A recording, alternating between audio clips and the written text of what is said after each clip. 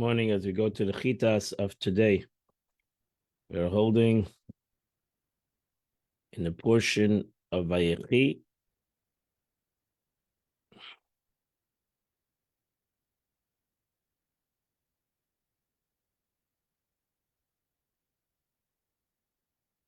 Vayechi, we're holding in chapter 48, verse number 10. When Yisrael called him Mizakin, and Yisrael was old, heavy of age, with age to extent that he could not see. He brought his two sons closer to him. Vayishak lahem, and he kissed them. Vayichabek lahem, and he embraced them. Vayem Yisrael Yosef, and Yisrael told Yosef, Ra panecha. Ra panecha leifi lalti. I did not expect to see even your face. And behold, now the Eibishter has not, God has given me the capability to see your children. That's he said. I did not entertain the thought that I could see their face again. Pilalti is the word meaning thought.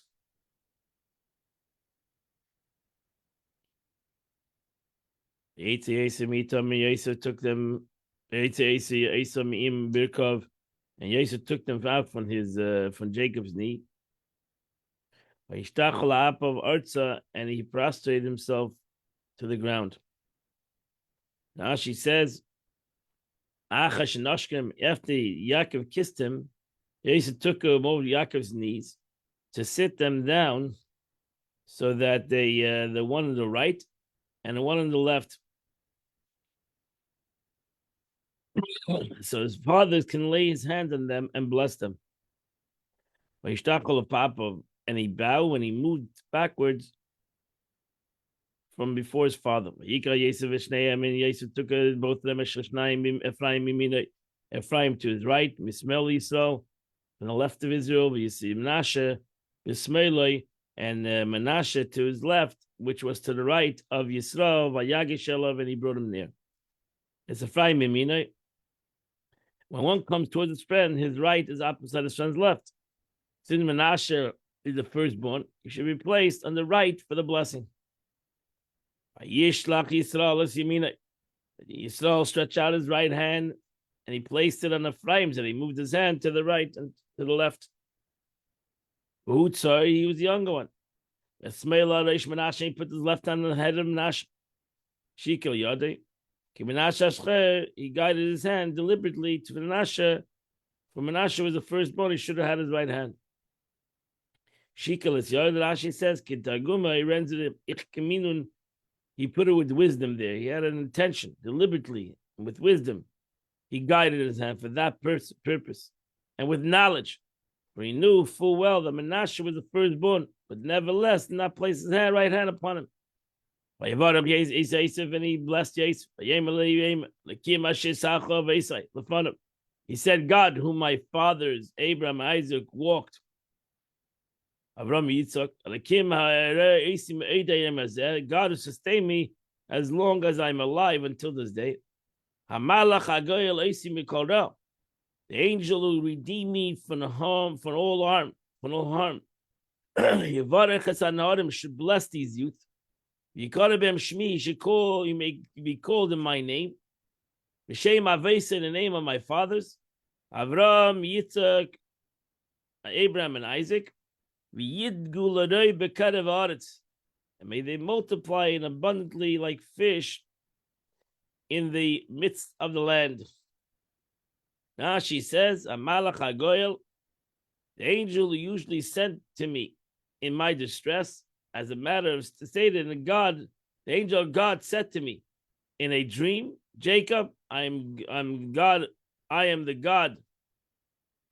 I'm the God in Bethkel. So he blessed me. I'm giving the blessing to you. Yevarach hasanarim should bless these youth. Menashe Ephraim. Like these fish Shaparim Virabim, which proliferate. Vein ayin harish letzbem, they don't have any evil eye. You should also not have any evil eye. And that completes the Chumash for today. We now go continue the Tanya of the day. Today we're holding in the middle of the 9th chapter of Tanya. Alter Rebbe has thus established that each of these two souls has its own separate abode and the way they function. At least we in Neuronis conclude that each soul goes about its own affairs, not interfering or concerning itself with those of the others. Might think that your should have two lifestyles. Therefore, the Alter Rebbe said that that's not the way it goes. The way it goes, one nation shall prevail over the other nation.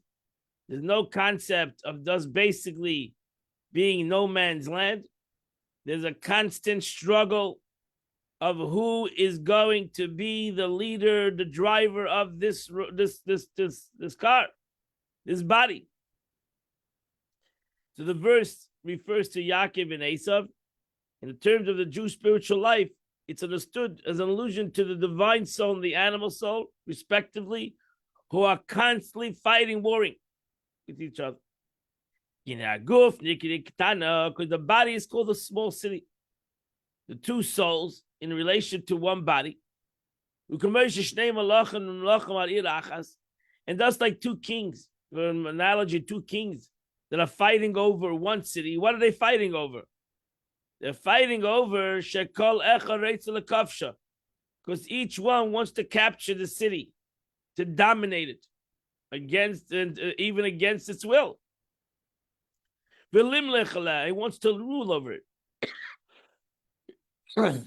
with the constant consent of the populace. To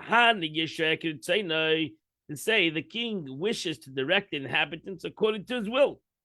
So they will obey him. Whatever he commanded them. So to these souls, these two souls, the divine soul, my godly soul, and my achayunis, my vitalizing soul, habahamis, which is animalistic, shemiklipa, which comes from the covering that I mentioned before. This is the constant battle. It's a fight who is going to direct his body, who is going to be in control, and to war against one another over the body and all its organs. So the body being analogous to the city and the organs to the inhabitants. So here too, each soul wishes to direct the city and the inhabitants according to its will.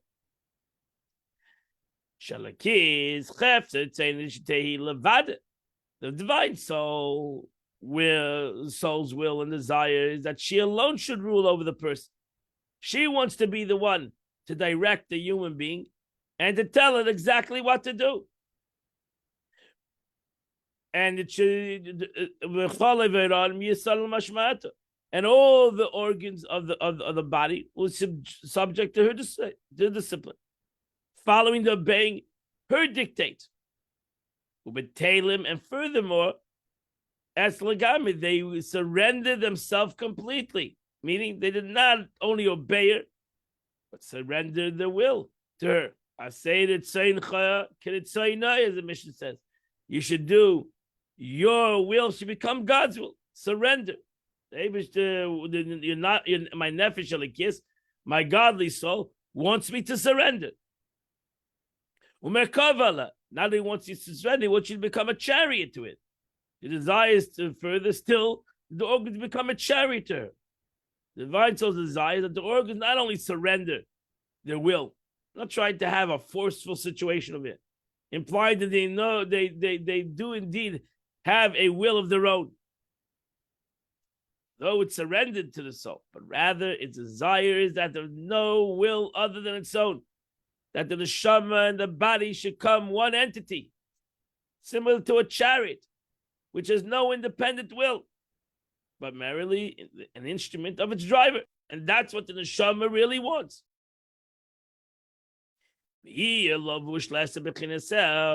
Moreover, the divine soul's desire is that the organs be also a garment and instrument of expression.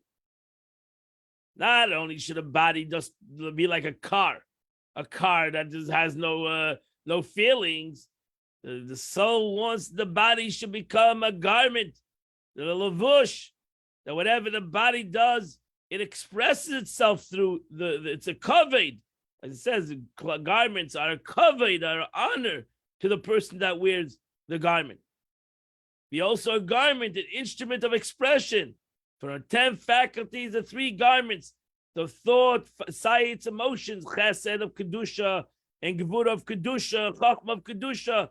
It's a portion they should reflect the godly soul.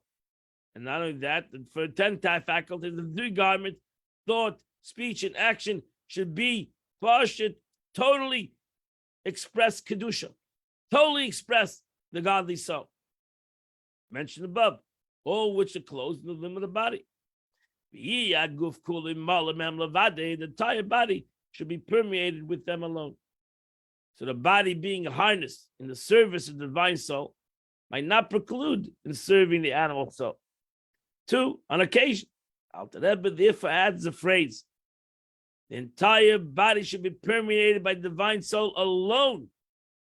Emphasize the divine soul desires to have exclusive. He's not looking to have sharing.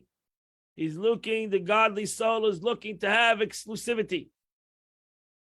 Use of the body as an instrument of its expression, leaving no place for the faculties and the garments of the animal soul.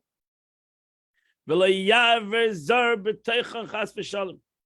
no alien would then so much as pass through the organs of this body, God forbid, meaning the animal soul would exert no influence whatsoever on this body. And that's what the godly soul wants. So the above form of a general description of divine soul's desire to pervade the whole body. The Rebbe now turns to the specifics. Which organ would give expression to each particular faculty of the divine soul? The Rebbe get to the practical. I mean specifically 3 brain faculties.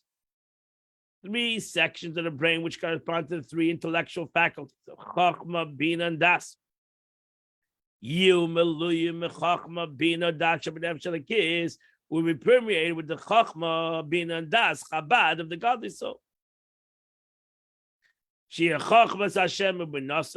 Namely, in discerning God and understanding Him, meaning implying the faculties of Chachma and Bina to understand godliness. And to ponder on his greatness, which has no limit, no end. So that is Bina, understanding, and through applying to this meditation, the faculty of Das, that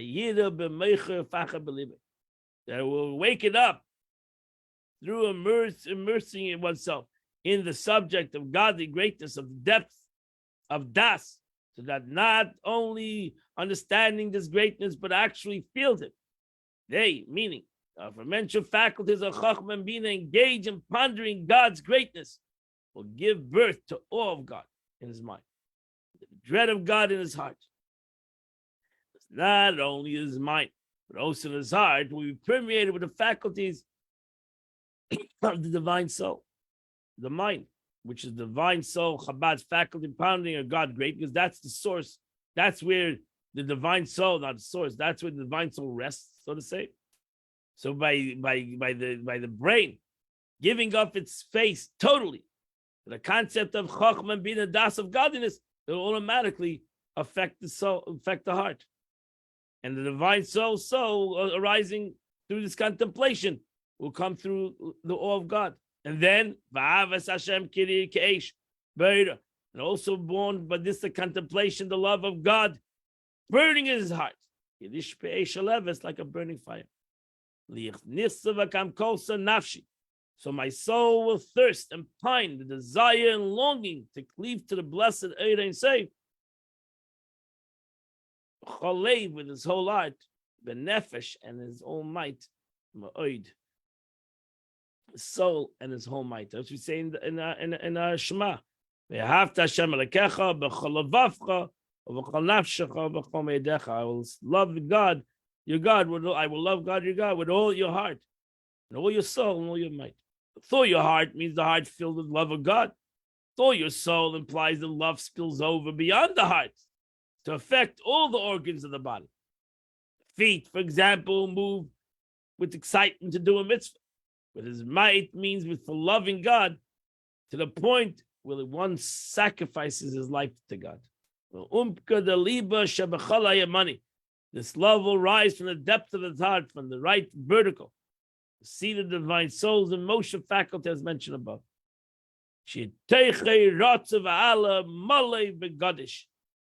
Kind of love that the divine soul desires tells the heart be laid with love from him, within. Furthermore, not only would the love be, as it were, to the surface of the heart would also be full with love occupying its entire space, as it were. And furthermore, it would indeed be filled to overflowing, meaning love would overflow in the left part of the heart to affect the emotional faculties of the animal soul, which reside there, as the Alter Rebbe continues. Until it'll flow over into the left part of his heart. To crush the sitra acha, the other side. Which is the evil element of water of the animal soul. Meaning the lust that emanates from this left side. As mentioned in chapter 1, the animal soul element of water, you derive to lust for physical pleasures, derived from klippus nega. Now the animal soul spirit of lust in klippa counterpart of the divine soul spirit of love. Thus the divine soul intense love of God has the power to crush the animal soul's lust for physical pleasure. And I'm not interested in just crushing something. Your godly soul doesn't want to crush things for the sake of crushing. The point is, the effect of the divine soul on the animal soul element of water would be to change and transform it. The lust of mundane, the pleasure and the desire in godliness. As we say in the Shema, that I want to serve God with all my heart. The Gemara says, levavcha, over here is plural, b'shnei yitzarecha. Sages say that based on the verse of the dual form of the word levavcha and said lipcha, which allows the verse to imply with all your hearts, with both of your natures, with your good inclination and with your evil inclination. Accordingly, because over here we're not going to have total ishapcha. We're going to use out the animal soul. We're going to use out the animal soul to use it out, its strengths, for the sake of Kedusha. Accordingly, the evil inclination, the lust in the animal soul must come to love God as it is, to be a part of the divine soul's battle plan. Now, the Rebbe now describes a specific level of love of God that accomplishes.